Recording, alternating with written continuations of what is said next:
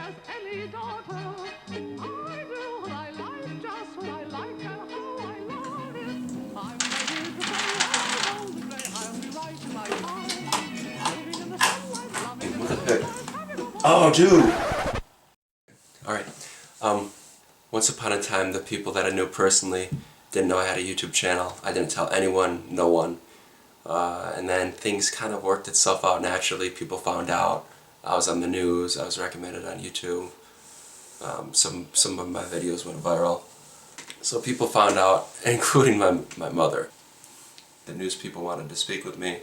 They showed up at my apartment. They couldn't find me. They would go to my parents' house. And my mother was like, "What the heck?" Out of all of my videos, which one do you think my mother had issues with the most? You think it was acting as a 13-year-old boy in real life to bust a predator? Or perhaps it was entering a blind predator's home disguised as a girl? No, it wasn't any of those. My mother was most concerned about me being in the cemetery alone and talking to the camera. She was most concerned about it. Out of all of my videos, she reads the comments. She reads what people have to say, and she cares about what people think of her son. On my last video, Sandy and Bondiandy said this: "Geese, I don't know whether to say cute, unique, weird, interesting. I want to date you. I want to put a restraining order on you at the same time. Wow. Word did I just watch. And congratulations, because I know you want us to think that. Or you probably are just being you, and congrats even more on that then." With that comment in mind, recently my mother said, "Zach, can't you produce a video where people don't think you're weird, where people just think you're normal?" I'm not gonna control what people think. I really don't try to make my videos weird. I don't try to do that. But I think that's a result. Just by the nature of what this channel is about. Yeah, of course things are going to be a little bit strained from normality. But trying to act in what the majority of people perceive as normal, who wants to see that? That's boring. I don't want to do that. I don't want to be part of that. Normal is boring, and it wouldn't be sincere at all. I asked my mom, I said, "Answer this question." I said, "Do you think I'm weird as a person? Do you think I'm kind of strange?" She paused about it and then concluded with a definite yes. She said, "Yeah, you're really out there. You're really weird." So I was disappointed, because then why would you want me to act in a way that I am not in real life? So yeah, my mom thinks I'm a little weird. A ton of people think I'm a little weird. I take that as a compliment, actually. Some people think I'm a serial killer. I do not take that as a compliment. But I also don't care, I'm not, I don't care.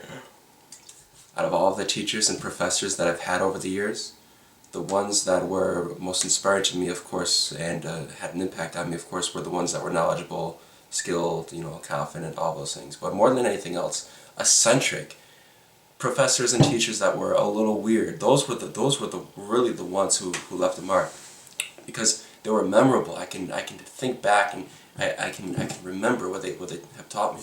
The teachers that just handed out packets for students to complete in a boring hour of silence. It's hard to retain anything from those experiences, or lack thereof. Whereas the teachers that really embraced and exuded their eccentricities, I remember so much from them. They were just memorable in the way they taught, how it was different. I mean, those were the teachers that I really looked up to the most, that I could kind of relate to the most. And I learned from them the most, especially from a philosophical standpoint. I think I'm very lucky, because nonconformity was a huge theme in my school life, taught by great teachers who would lead the classroom in a discussion with no notes, just freestyle, just lead the class into a discussion on not exactly what we read, but the deeper meaning behind it all, notably in great novels such as Fahrenheit 451 or 1984. To invoke critical thinking, I believe, is a teacher's greatest asset and greatest responsibility, and is especially treasured in getting the student to pass something as difficult as an AP Bio exam, which the free response question saved me. In college and in high school too, I learned a lot about computer programming, and had a few people online that would help me when I'd get stuck. We'd help each other. And one of them One of them didn't really like me because of my personality, and he was a homeschooled guy. I won't judge him, but he had his yeah, he was kind of weird too. No offense to homeschooled people, not homeless. I almost said homeless people. Anyway, this guy was a little older than me, but with limited social experience. Didn't like me because of the way I spoke to him, which was fine. It's just, you know, I say things that can be inappropriate. Not in a bad way, but you know, things that are a little weird and strange. Well, one day he said, "Why don't you be like Tyler?" And Tyler was a kid who would also we'd help each other. And he said, "Tyler doesn't say anything bizarre like you do, and he knows JavaScript very well." It's like I thought, what the heck? This guy's judging me, not my code. That's not right. We're supposed to work together. And not only that, but Tyler may know JavaScript very well, but his programming is terrible. He can't make anything. And you know, even today, some people think I'm weird for not owning a microwave, for not owning a TV, for eating dog food to save money. I save a lot of money by eating dog food, by the way. It's good for your health. It's good for your teeth. There's a lot of protein in it. There's a lot of everything in it. You know, back in the day, you were probably labeled as weird if you didn't wear a hat, if you didn't tuck your shirt in. And now in today's world, look at what we've become. Yeah, I don't watch TV. I had no idea who this Dexter guy was until I kept on seeing him in the comment section, people talking about him, comparing me to him. So I made myself Google him one day, and you people have wild imaginations. I like that. Most of the music I listen to is much older than I am. Some of these bands that have hundreds of millions of views on YouTube Vivo, I've never heard before. I think a lot of people can relate to that, actually. A couple years ago, I was at Target. I met this girl, very nice looking too, wearing a dress, petite, blonde hair, blue eyes. She had locked her keys inside her car. I approached her, I said, "Don't worry, I do this all the time." So with careful precision, I unlocked her car. And she gave me a hug. You see, after human touch, it triggers the hormone oxytocin to release. You know what I wanted to do with her? I wanted to take her out dumpster diving on the first date. Risky. Yeah, so, you know, I got her number. She said, "I'm looking forward to hearing from you." And I called her a day or two later. She didn't answer, but I think she had been partying or something, because like one day on a weekday, really late at midnight, I was sleeping and I got a call. I received a phone call. I thought, what the heck? I answered. I said, "Hello," really tired, and she said, "Hi, it's," and then her name, and then she said, I'm on my way home from Detroit. I just saw a concert." So I was still really tired. You know, I was wondering what concert. So I said, "Okay, like great. Like what concert was it?" And figuring she would say something like the Rolling Stones, Pink Floyd maybe, Van Halen. I was wondering what band. But she said a band name that I'd never heard of before, and I can't even remember what she told me, because it was just I'd never heard of that band before. I still don't know. And I was like, "What? Huh? What band?" And she repeated the band name. I said, "Oh, okay, I've never heard of them before." And she was like, "What? You've never heard of them before?" It's like, "What's the band again?" And she said the band. And then I said, "No, I've never heard of that before." And she couldn't believe it. She was like, "Are you kidding me? Are you?" It's like, "No, I've never heard that before." And she was shocked. And I just said, "You know what? It's like midnight. I'm going back to bed." I went back to sleep. Never heard from her again. So, miss, if you're watching this right now, if you're the one who called me at midnight, I just want to say thank you, because you're very friendly, and you know, in all seriousness, that's hard to come by these days. And also, I still have your comb, and if you want it back, then It's a trap! No, actually, this really is her comb. I used it to unlock her car. For some reason, I just put it in my pocket, and then just like walked away after getting her number, and she never asked for it back. But I have her scent now. Just kidding.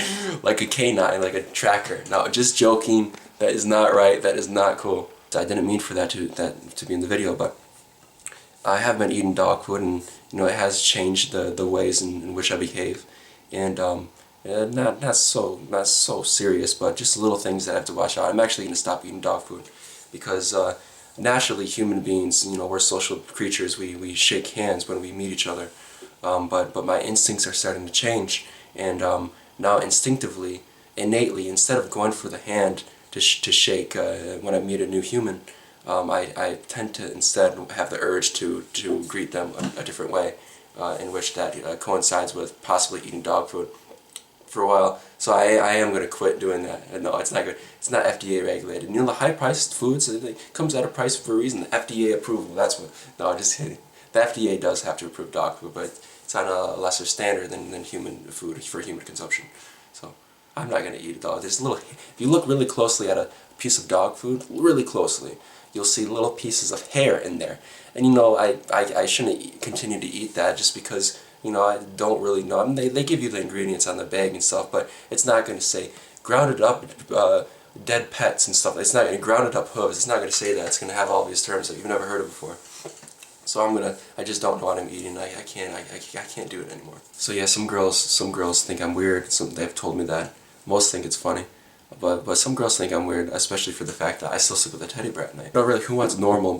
Normal is mundane. It's plain. It's bland. It's replaceable. Normal is replaceable. I love weird people. People that are unique, creative, not afraid. That shows individuality and strength and confidence. That's the most attractive thing one can have. I love weird people. I'm called sociopath occasionally in the comment section by people who don't even know what sociopath means, who've only seen me a few minutes a month on YouTube, on some videos I post in my free time. These days it seems like kids overuse and misuse the word sociopath, much like they overuse and misuse the word literally. Their English teachers would be very disappointed. Conversely, I've been figuratively pooped on or beleaguered by an attorney who also tried playing doctor, this time in a different setting, in the courtroom in front of the judge. Now this doctor I've never had a meeting with either, so I have no idea what the fuss is all about. The point is, people are quick to judge and will say whatever they want, big deal. I just wanted to say Happy New Year, and don't fall into peer pressure. Be different, think for yourself, act for yourself. Be your own person, don't be afraid to say no. Don't feel obligated to answer questions, and feel free to answer questions with questions. Have some rhetoric. Why don't you drink alcohol? Why should I drink alcohol? Challenge people, don't be weak. If you're labeled as weird, so what? I'm called weird all the time, always have been, don't care. Although before I film YouTube videos, I do make sure some things are off the walls. It's why you may see a wolf photo kind of oscillate between room to room and kind of covers up what was once there, or what is temporarily off, stuff I don't want the public to see. Some of it controversial items that do slip by occasionally, and others are like accolades to me that I just want to keep some things personal. I think that's healthy. As I've read a long time ago, be yourself. Everyone else is already taken. It's true. It's true. I have some cool videos planned for 2018. I have a whole Excel spreadsheet full of ideas, titles. I want to do 4 videos a month. I think I can manage that without YouTube getting in the way of work. I think that's manageable. My goal for 2018 is to run a mile under 5 minutes. My current record is 5:05. So close, just enough to drive me crazy. It's a good feeling. So I'll see you all next year. Thank you. Goodbye.